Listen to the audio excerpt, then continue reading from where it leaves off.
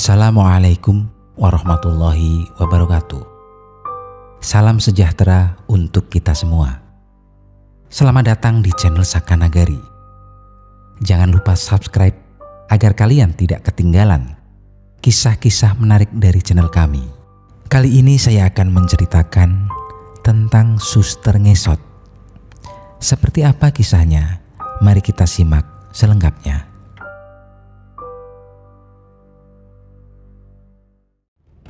Kisah ini terjadi saat shift malam di salah satu rumah sakit di Jakarta. Malam itu hanya ada 3 orang suster baru yang berjaga di lantai tersebut. Otomatis, ketiga orang ini harus sering mondar-mandir mengurus kebutuhan pasien. Di lantai itu terdapat sebuah kamar kosong yang menjadi gudang sementara.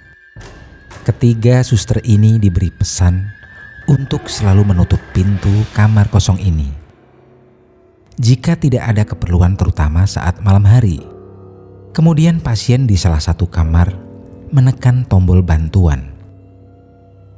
Salah satu suster, sebut saja Maria, bergegas menuju ke kamar tersebut sambil mengecek jam di tangannya.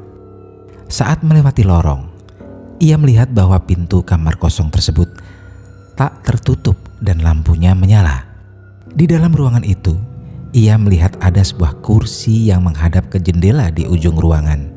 Ia berpikir mungkin cleaning service lupa menutupnya. Lalu Maria bergegas menuju kamar pasien. Ternyata infus pada pasien tersebut hampir habis. Ia pun pergi untuk mengambil infus di ruang obat dekat ruang suster. Ia kemudian melewati kamar kosong tadi lagi dan pintu tersebut masih terbuka. Tapi ia merasa ada yang aneh, sebab kursi yang semula menghadap jendela kini menghadap celah pintu. Meski begitu, Maria lebih mendahulukan pasiennya dan pergi mengambil infus di ruang obat. Ia kemudian melewati ruangan kosong itu lagi. Pintunya masih terbuka. Kursinya pun masih di dalam. Tapi kini posisi kursi yang tadi di ujung ruangan sekarang berada di tengah ruangan. Maria meyakinkan dirinya bahwa itu semua hanya perasaannya saja sambil tetap berjalan ke kamar pasien. Usai memasang infus baru, Maria berjalan lagi, melewati lorong dan melihat lagi ke kamar kosong itu lagi. Sontak lututnya melemas, suaranya hilang dan air mata bercucuran. Dilihatnya kini kursi tersebut benar-benar sudah ada tepat di depan celah pintu. Dan ada sesosok makhluk yang duduk di situ. Suster Ngesot yaitu hantu yang memakai baju suster. Jalannya sambil ngesot. Dalam sejarahnya, tak ada yang bisa menentukan asal-usul Suster Ngesot. Tetapi ada beberapa informasi dari mulut ke mulut di masyarakat yang kemudian dipercayai sebagai sejarah adanya Suster Ngesot. Hantu Suster Ngesot dipercayai oleh masyarakat sebab adanya cerita atau sejarahnya.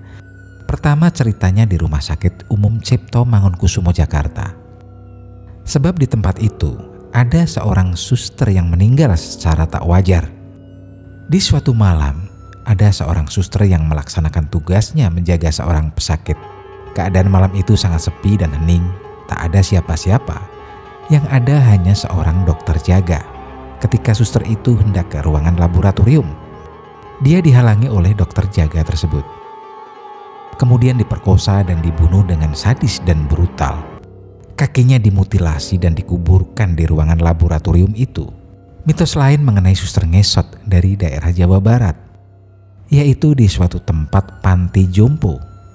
Ada seorang suster cantik berketurunan Belanda bernama Norah, dan dia mempunyai ilmu gaib.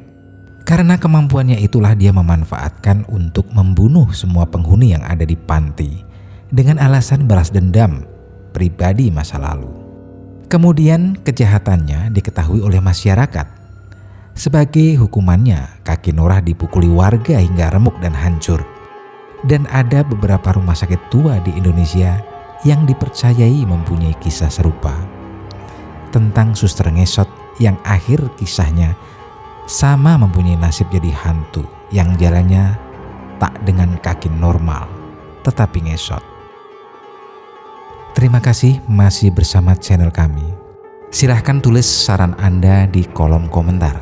Sekian dari kami. Wassalamualaikum warahmatullahi wabarakatuh.